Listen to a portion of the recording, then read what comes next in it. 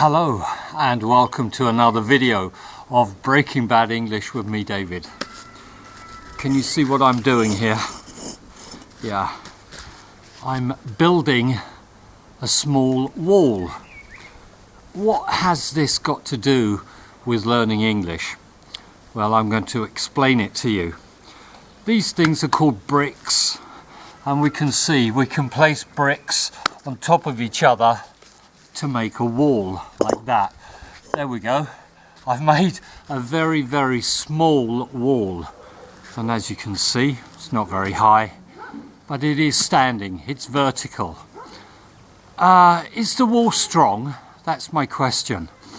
If I push on the wall a little bit like this, what will happen? Do you know what will happen? I think you do. I'll show you. I'll push on it like that. Oh, it fell over. The wall fell over. So what is the point of that? Well, let me explain.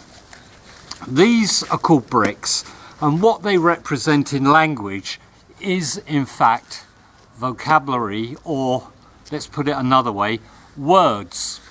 So words are the building blocks or bricks of a language, and we can place them on top of each other to make a wall.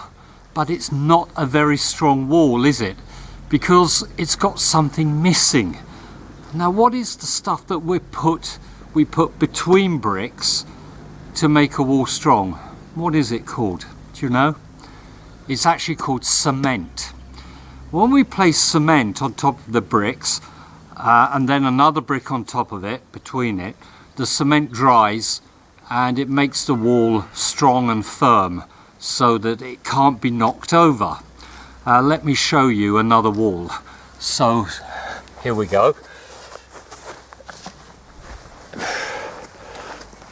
Okay, so now we can see a wall which has got some cement between the bricks. Here is the cement there. Nice and solid, it won't fall over. That is a strong wall. So, if the bricks are in fact the words, the vocabulary, what is the cement? What does it represent? Well, the cement represents grammar. Yes, that's what I said, grammar. So when we learn a language, we learn words or vocabulary, and we put those together with grammar or cement, like the wall.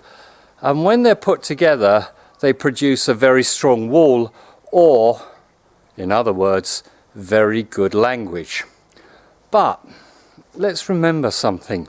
I could still make the wall, in fact, without cement. And it's possible to stand it, and it will be relatively strong. Not very strong, but relatively strong. But if I put cement between it, it becomes really strong. Now, lots of people learn language, and they learn a combination, vocabulary with grammar as they go. I knew people in the past who could speak in English, and they would say things like, "Yesterday I played tennis." And I understood what they meant, but they didn't know how to use past tense. So they said, "Yesterday I played tennis," not as it should be, "Yesterday I played tennis." Now, of course, you can communicate without knowing good grammar. You can use just vocabulary, but that is not very strong. So my point here is, when you want to learn a language, and we're talking about English here, you've got to learn a combination of both vocabulary and grammar. But still, the most important thing in a language, without any doubt, is vocabulary. So in order to make your wall strong, your language strong like this, you do really need to know both vocab and grammar. And it has to be a combination. The more words you know, the better your language is, but that needs to be held together with good vocabulary. So that's an interesting point. It's only a short video, this one, but I just wanted to make you realize and understand that you need a combination of two things when you learn a language. Think about that when you're learning, and try to all the time learn new vocabulary. Even if it's 2 or 3 words a day, you should do it.